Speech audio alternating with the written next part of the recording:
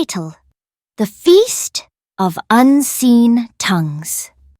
The train to Minakami village had been discontinued for a decade, but the letter arrived anyway, thick washi paper stamped with a seal of dried blood. Grandmother is dead, the feast of Kuchisake nears. Come home or be eaten.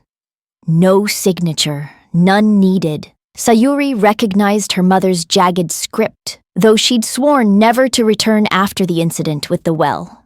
The village clung to the mountainside like a necrotic wound, its thatched roofs sagging under the weight of unseasonal snow.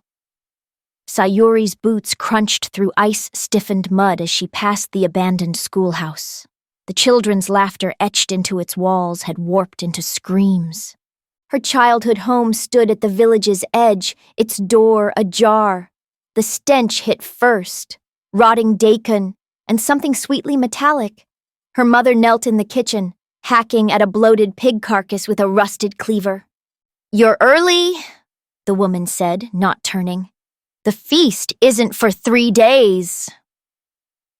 "What feast?" Sayuri's breath fogged the air. Her mother finally faced her. The scar hadn't healed, a ragged gash from left ear to chin, courtesy of grandmother's discipline, years ago. "The mouths must be fed," she hissed, lips peeling back to reveal teeth filed to points. "Or they'll feed on us!" The villagers prepared in silence. Men hauled stone altars from the forest, their surfaces etched with teeth marks. Women stitched masks from dried viscera, tongues lolling obscenely. No one met Sayuri's eyes. At dusk, she found the family shrine pried open. Grandmother's bones arranged in a mockery of life. Jaw unhinged, fingers curled into claws. A photo fluttered from the remains. Sayuri at 5, grinning beside a hole in the garden. The well. The one she'd been forbidden to approach, the one from which she'd heard whispers. Her mother's shadow darkened the doorway. "You remember the rules. Don't go out after dark.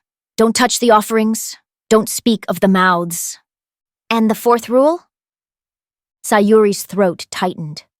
"Don't look in mirrors." The dreams were worse than memory. Sayuri's hands small, clutching a stolen candy. Grandmother's cane cracking across her shoulders.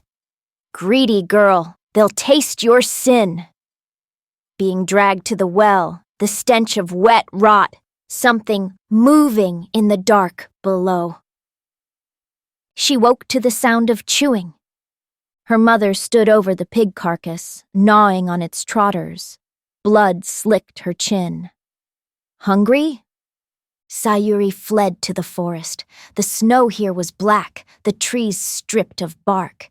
At the clearing's center stood the well, its stones slick with moss. The whispers began as she approached. "Look down, little Laya."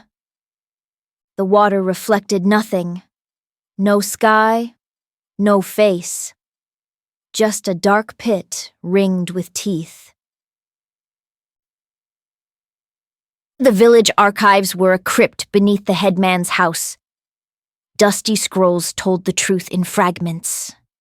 Centuries ago, Minakami's ancestors made a pact with Kuchisake no Kami, a deity of hunger. In exchange for fertile land, they fed it their gluttony, literally. Every 50 years, the feast required a vessel, a child born with the mark, a cleft palate, a stutter, a love of sweets. To be entombed alive in the well, the god would gorge on their cravings, leaving the village sated. Sayuri's hands trembled. She'd been born with a strawberry birthmark curling around her throat. Grandmother's cane, the well, the missing year of childhood dot. The final scroll held a ledger. 1943, Tanaka boy. Age 7, sweet tooth. 1993, Ishikawa girl, age 6, stutter.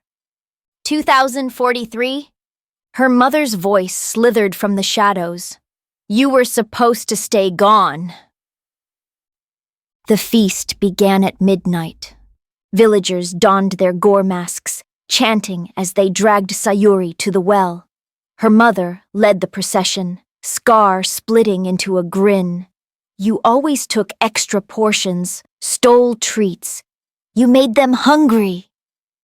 The well's whispers became a roar. Sayuri fought, nails tearing at stone. Her mother's cleaver bit into her calf. Don't worry, you'll live forever down there, in pieces. The fall seemed endless. She landed in tepid water, the walls pulsing like a throat. Above, the villagers chanting warped into wet smacks. Feast!